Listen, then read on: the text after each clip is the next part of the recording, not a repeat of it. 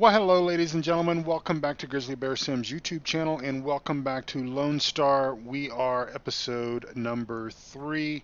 We're in our same game day, which is mid-spring, so basically the second game day of our 12 game day year, and we're going to finish up our field number 2 here, seeding that with corn. And we're going to use our big John Deere DB90 and our big case tractor here to accomplish this task. We've got red and I'm making sure that'll fit through the gate. We've got red and Billy Bob up in field number 7, getting that field prepped to be planted as well in corn. I made a few adjustments to that field.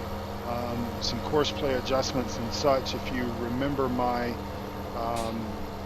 course play tutorial from Saturday, how to redefine or even define fields in course play, that will kind of give you a general idea of what it is that we did with that field. And I will just kind of very briefly show you that. Let me bring up the map here.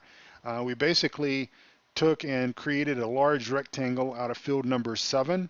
This is going to be our corn, our main corn harvest or main corn field here for our farm use. And then we're going to do potatoes and probably sugar beets over here on these sides, and we'll figure out something different to do with field number 10. Remember, field number 10, we were going to split down the middle and go with sugar beets and potatoes half and half on that field, but I think we're going to do something just a little bit different. So let's get this DB90 swung around here, and of course we will bring up GPS just to make our life a little bit easier, because, well, why not? And let's see, we got this set over here. We don't need an offset. We're going to inch our course over just a little ways there, and we are seeding. All right, so this field here, we're going to use this field for our silage purposes. And well, and if it doesn't, for whatever reason, if it doesn't fulfill all of our needs, or if we can't fill up our silage bunker, then we can always cut some of that other field, field number 7, which will also be corn. We can cut a portion of that as well and turn that into silage. I hope you all are having a wonderful, wonderful day. Again, this is Lone Star number 3, episode number 3, so we're moving quite along with our plan here. And I mentioned in episode number 2 that I was going to talk a little bit about what crops are main primary crops in the state of Texas. And they're pretty much in, as far as popularity and or the amount of these crops that are harvested on a per year basis is sort of ranked this way. The highest is cotton, and I think I talked about this a little bit in episode number 2. In the Panhandle area of Texas, cotton is grown quite a bit. Huge cotton fields. When we go through there to go down and visit my parents for either Thanksgiving or even as late as like the week or 2 before Christmas, they're still getting the cotton crop brought in. A lot of times you'll still see them in their large harvesters and such, and still getting that done. So followed by cotton, hay is, again, according to the research that I did, hay is the next big crop that's produced, and of course that kind of makes sense. Lots of feedlots, lots of different, cattle and animal industries that's going to need the hay. Let me just do our turn here.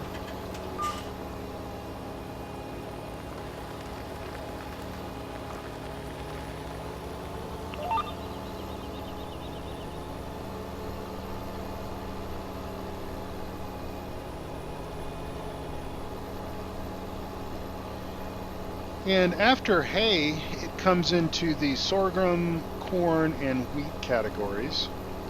Of course, both corn and wheat are going to be high for animal feed use, as well as sorghum, I suppose, but also wheat for grain purposes as well is grown there. And then there's a few other potential odd crops that I remember as a child.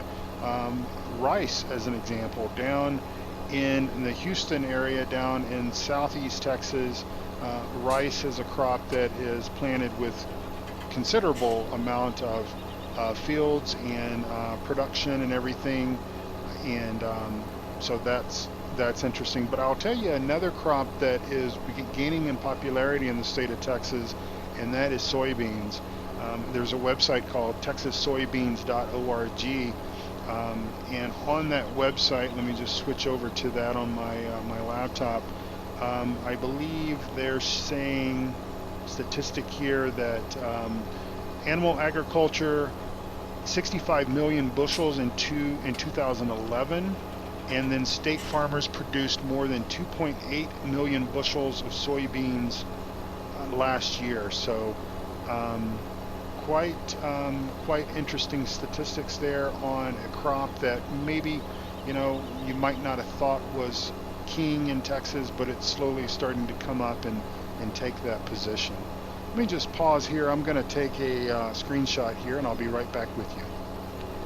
And back down the field we go. So just a very quick pause there. Appreciate that. All right. So, but of course, me growing up as a child, I have no knowledge whatsoever of any sort of soybean growing or production or anything like that.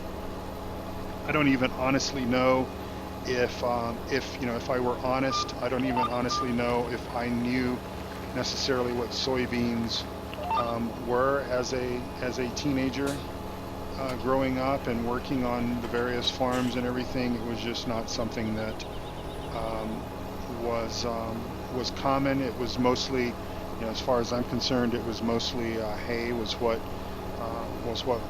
the farms that I worked on, that's what we did, was mowed and raked and baled and stacked hay. That's what we would do. And but quite interesting how some of these other crops are starting to come along, and I guess that just makes sense that obviously soybeans are gaining in popularity around the world, not just here in this country but around the world, and farmers all over the U.S. have found a way to make them profitable and grow them, and being quite successful with them.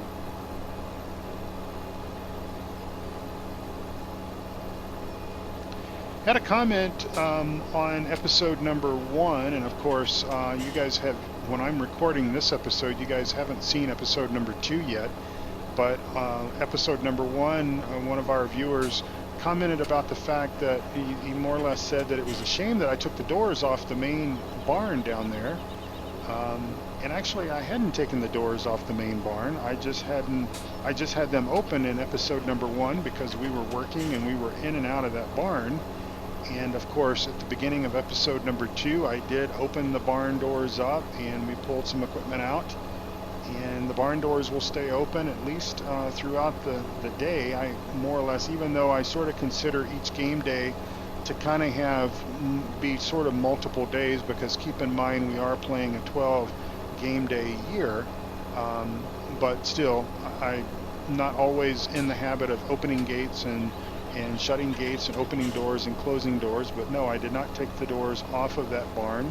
I just had them all open, and they will probably remain open through each of the game days. I will try to get into the habit of closing them at the sort of at the end of a game day, sort of simulating nighttime, end of work and whatever. And of course that would be the case. Farmers would not leave the barns open like that. Theft and all that kind of stuff obviously is a concern all over the place, not just in Texas, but all over. Let me try that again. I was trying to back up while I had GPS engaged. I will tell you that some of these articulated vehicles in GPS just don't get along very well. But not to worry, there, you don't have to basically give up on GPS mod to use an articulated vehicle. You just want to take things a bit slow, a bit sweet. Slow and steady wins the race on most occasions. But I will tell you that with GPS on a multiplayer server, the action of an articulated tractor is sort of exaggerated a little bit more than what we see it, or at least I see it in single player. But if it has a hard time maintaining its track, especially if you come at the GPS angle a bit sharp, it might try to do a series of S-curves to try to get itself on track.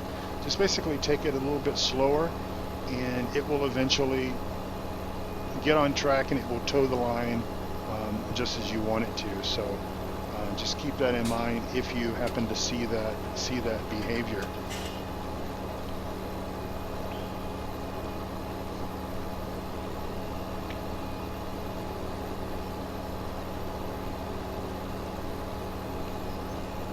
I'm certainly hoping you guys are enjoying the mixture of equipment that I'm trying to put in the various Let's Plays, and trying to match things up from a regional perspective as best as possible. Obviously the Fendt tractors, I'm not saying that there aren't any Fendt tractors here in the US, they just aren't very common.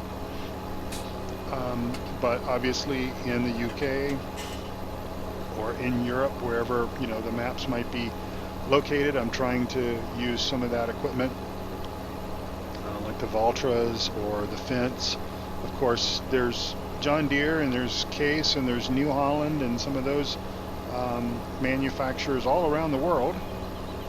But I did think I would mix it up just a little bit here on Lone Star and bring in some Case equipment.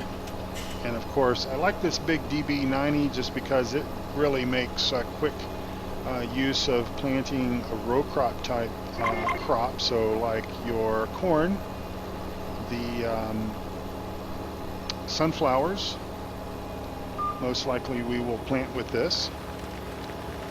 And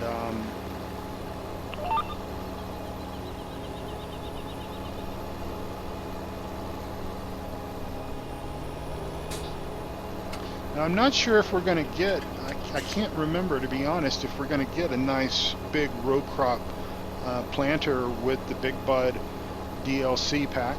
I do know that we are going to get a very nice wide air seeder, something similar to the air seeders that we're using here on this map from John Deere. I believe, is it Red Hawk or something like that? Anyway, it's a very nice air seeder, wide working width, and of course, that matches up quite well with the Big Bud tractor. But I think that probably this Case tractor or the New Holland or even the Challengers would pull it just fine. So if you're sort of like me and you're not a big fan of the Big Bud just by the way it looks, don't worry. I think there's plenty of either in-game equipment or other mods that will pull that equipment just fine. Now, I will tell you this, that I have been in touch with the dealership here, and they are wanting us to be a reference customer for the Big Bud tractor, and so they are planning on getting one in. It should arrive sometime around May 9th is what they're telling me, and they basically want us to showcase it, and they want us to demonstrate it, and they want us to have sort of an open house, if you will, so that local farmers from the mini county area around here will come and take a look at it, and may even test drive it and such. And so yeah, we're looking forward to helping them out. And of course, you guys will be front row. We'll have seats front row center for that. But don't expect me to probably use the Big Bud much more than an episode or in this type of a demonstration type scenario that I'm talking about here. I mean, even if I were playing a really large map, something with really large fields, whether that be something like Northwest Texas or Pine Cove Farm or Cherry Hills or one of those maps that have larger fields, I think that I would still probably utilize my either the Challengers or you know, this case, or the big New Holland articulated tractor works fine. I just am not a fan of the big bud. I'm sorry.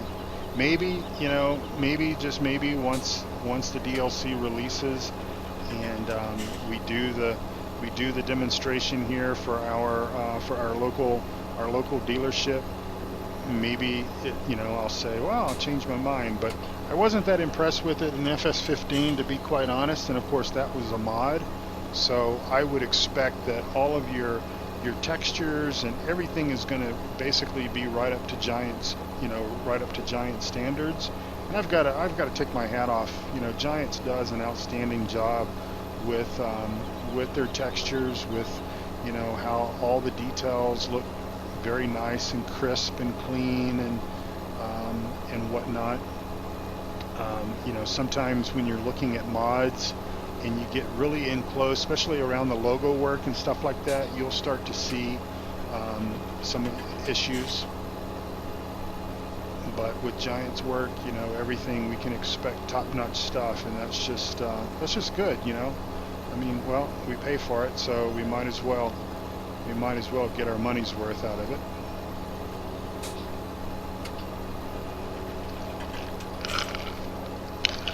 Now, I did talk about this on a episode of Lawfolds, and I was talking about the fact that I watched a video last week. Somebody was basically doing a mod review of the Big Bud mod, the one that's available now, free, not part of the DLC, and he was talking about the fact that it's not a very fast tractor, and that's true. You know, it's not.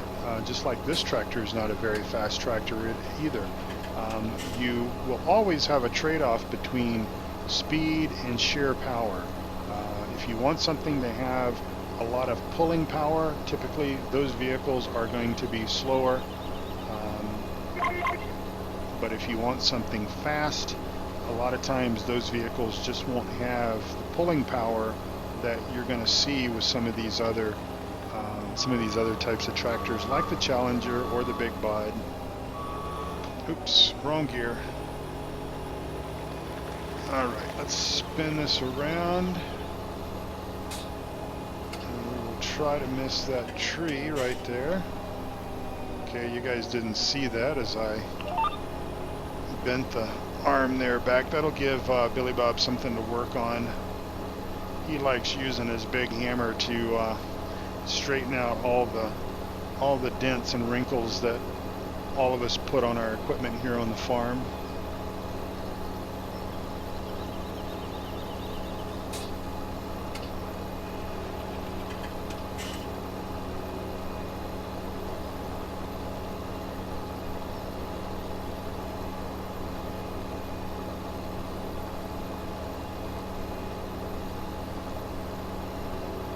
Of course, now that the planting is almost all but done on Lawfolds, we've got one more field to seed, and it's a very tiny one, and most likely I will do that off camera. I'm going to plant soybeans there just to test and see if soybeans planted on the first day of summer will still disappear like they did on Pine Cove. But now that seeding and everything is done on Lawfolds, it should become a little bit different for you guys, and my apologies, but it really could not be avoided. I do try to keep things well, somewhat separated as far as the two series goes.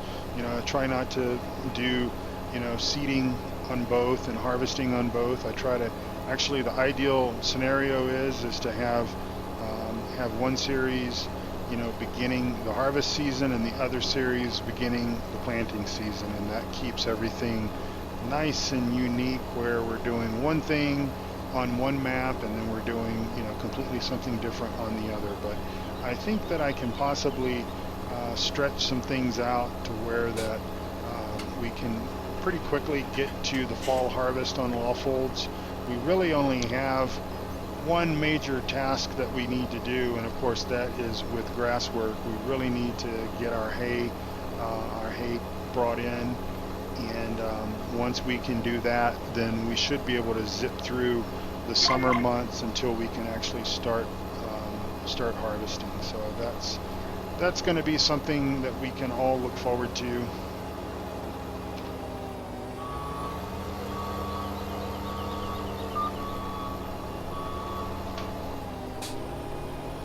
All right, I still haven't figured out what we're going to do over here.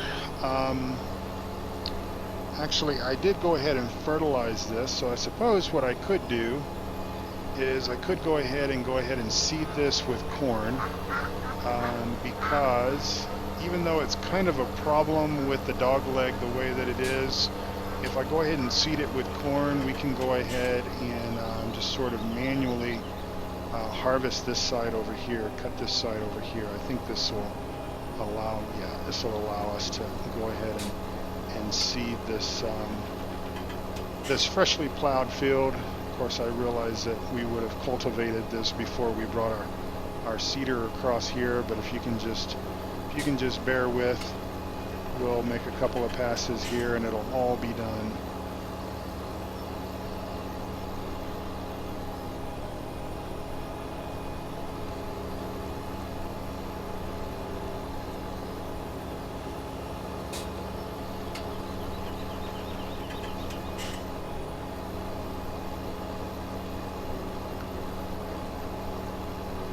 It is quite interesting, and I've never noticed this, to be honest, because usually if I were going to seed without cultivating first, so basically seed onto a freshly plowed field, I would have been going up and down with the furrows and not across them like a washboard. But I'm kind of impressed with the way that the plowed field there reacts with the equipment in the way that it does. You know, it really sort of shows off the way that the mods are designed with their sort of their independent suspension, maybe is what you might refer to that as. But it's kind of cool. You know, we certainly wouldn't want to see just a completely stiff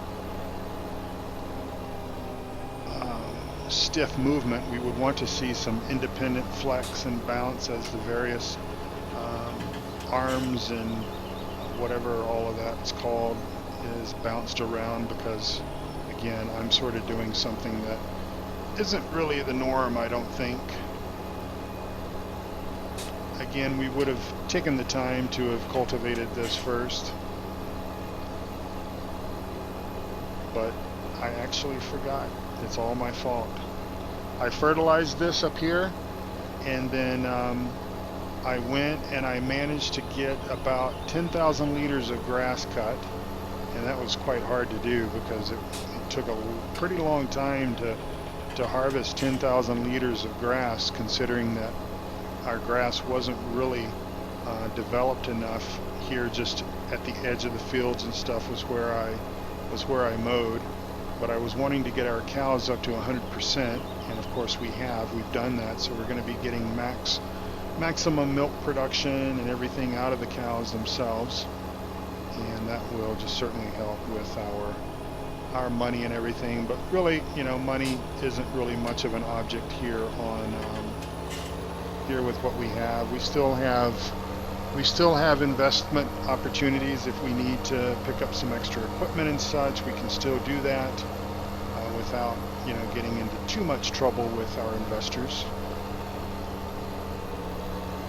We'll grab that little area right here, and then we'll just fill in this edge right along the end here. I tell you what we do need to do before we go all the way to the end of the field there. And I also realize that I'm doing a very bad thing of driving on our seeded field. So shame on me, but I do want to finish up our end here.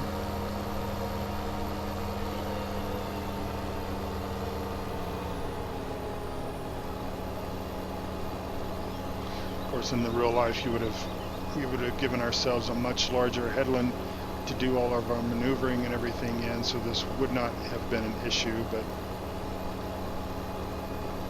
I wasn't thinking.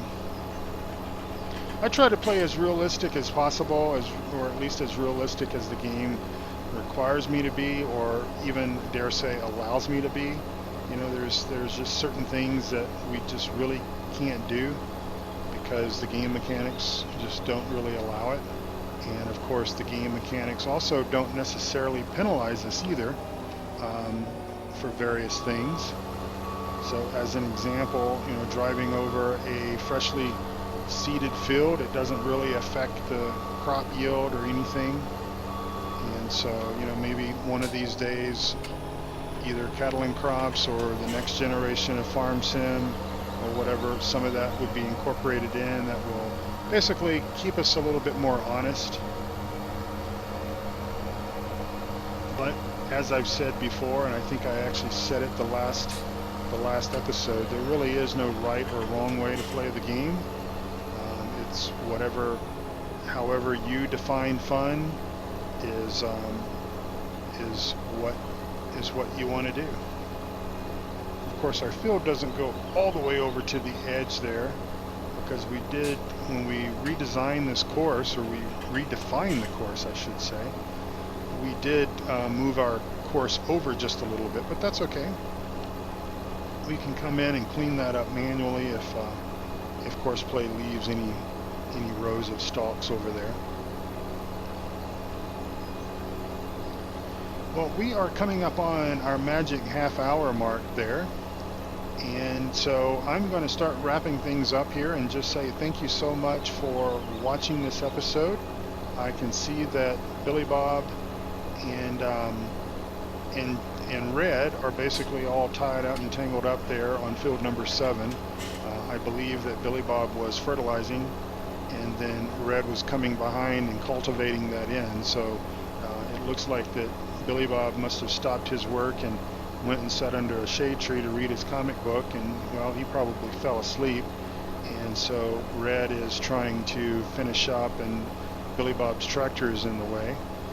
So I'll have to go down there and figure out what's going on, and hopefully they're not in the middle of a fist fight by the time I get down there. But I just wanted to say thank you all so much for watching. I really do appreciate that.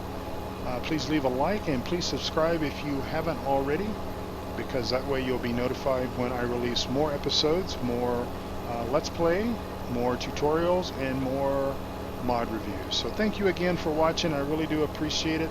That's it for this field here. We will be moving on down and planting corn in field number 7, which is the largest portion of that new rectangle that I created in that field, and then just moving on around. So I will probably plant the corn off camera. Since we have planted corn already, I will save you all from having to endure that one more time, and then most likely we will be moving on to another crop that will need to be planted for episode number 4. So thank you all so much for watching. I appreciate it. Take care, and God bless you all. Bye-bye.